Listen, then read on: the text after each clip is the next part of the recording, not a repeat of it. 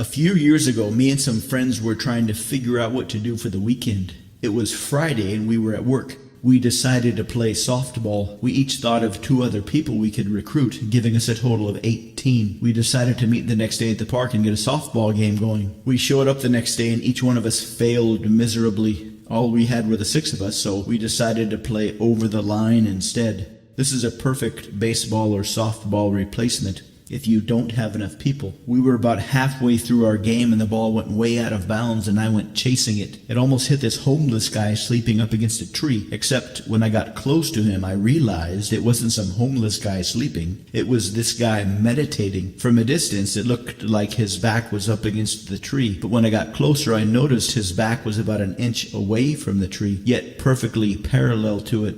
His back was perfectly straight. When I got close, he opened his eyes, he saw the ball and smiled. He picked up the ball and threw it to me. And when he did, he reminded me of what an old Tai Chi teacher had told us about Muhammad Ali. He said that Muhammad Ali was a perfect example to study when studying Tai Chi. He said that if you watched him fight, he was totally relaxed when not getting ready to punch or block somebody. But when he decided to punch or block, his muscles shifted from being perfectly relaxed to being perfectly tense. He said that many boxers and martial artists waste a lot of energy by keeping their muscles tense. But one of the reasons Ali was the greatest of all time was because he was incredibly efficient. This is a function of absolute mental control during his matches. When he wasn't using his muscles, they were in pure standby mode. But when he needed them, they would spring to life. I took a public speaking seminar a long time ago. The first half of the class, the instructor hammered into us the benefits of public speaking. She did this because most people who study public speaking only study it just enough to get by, to be good enough to just get up and give a speech without passing out. But if you make the decision to master this, to become really good at this, something profound will happen. Humans are hierarchical primates. We respect and follow natural leaders, and one way to demonstrate natural leadership is to hold the attention of many people at once.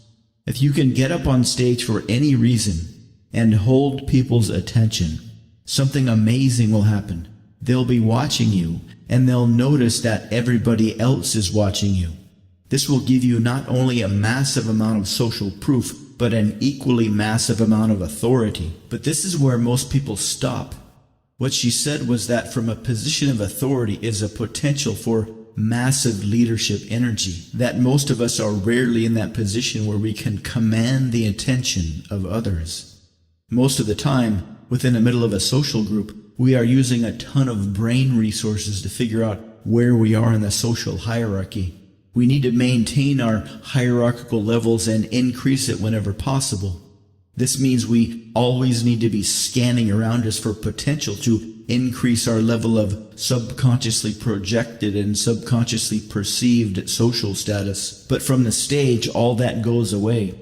But most people will never realize this because they swap all their hierarchical processing with stage anxiety processing. The trick is to get so comfortable up on the stage that you can gain back your mental and emotional resources that will be freed up from the absence of stage anxiety and social conflict anxiety. From this position, you will gain massive insights into how to become incredibly influential, to become incredibly persuasive, to become incredibly seductive. And every time you experience this, it leaves a lasting impression on how others perceive you. The more you do this, the longer it lasts and the more effective you'll be. Do it enough, and you'll develop a natural aura of leadership and authority. This is all based on very ancient instincts that predate our use of language. The reason she spent so much time explaining all this was so we could not just learn enough about public speaking to do it and get it over with, but so that we could master this. So that we could gain access to our massive intellectual and emotional capability that so many of us waste on anxiety. She said that if you can experience this once, you'll know exactly what this means. For those who do have this experience, there is life before this experience and life after this experience. when he threw the ball back to me. He went from some guy that looked like he was leaning up against a tree to a professional pitcher. The ball was fast and straight, and even stung a little when I caught it.